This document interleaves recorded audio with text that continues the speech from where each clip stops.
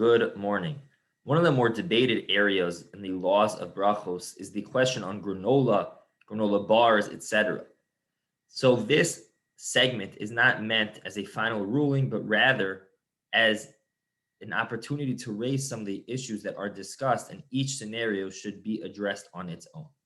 The Gemara tells us that when one of the five grains is taken and cooked and made into what the Gemara refers to as a maisa kedera, a cooked meal, a cooked item, it's made into cake or cookies or something similar, then the bracha becomes a mizonos.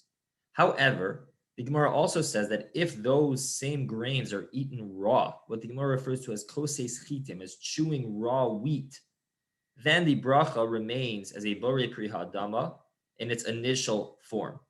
Therefore, puffed wheat and other similar products are clear that they remain as a borei pri hadama. If those grains are made clearly or cooked, are clearly considered to be cooked, then they become a mizonos without question. The debate becomes what happens when those grains are briefly steamed and only afterwards they're, let's say, rolled and toasted or something similar. Would that be considered in its raw form, or would that turn it into a cooked item of a borei mine mizonos? That is a matter of great debate amongst the poskim.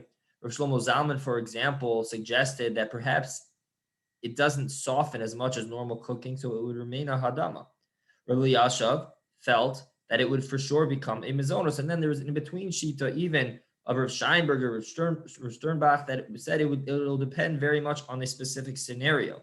And so the reality is, when it comes to granola bars or something similar, there is a divide amongst the poskim whether that's considered to be cooking or whether that is considered to be in its raw form. That would dictate whether it would remain as a borei pri hadama or become a borei mine mizonos. There is another issue that arises in this discussion, which is what would be the appropriate bracha achrona, the after bracha, because we know that normally the bracha achrona for wheat or for any of the grains becomes an al hamichya. However, for regular fruit, it becomes a hadama. So some say from the fact that when it remains raw, if it's considered to be raw, then it should be like any other hadama and be a borei nefashos. While others in the Rishonim suggest that no, because it is from the five grains, that requires its own bracha of a bracha me'ein shalosh, a borei nefashos would not suffice. And actually, some suggest that it should be a bracha of al ha'adama v'al pri ha'adama. While the consensus, lemaisa, the psak, is that we don't have this bracha of al ha'adama al pri ha'adama, and therefore many assume it would be a borei nefashos, that the Tosfos suggests that one should avoid this case of suffix, and therefore should either have it only in the context of a meal, or should have less than a shear, less than a kazayas that would obligate one to make a bracha achron in the first place.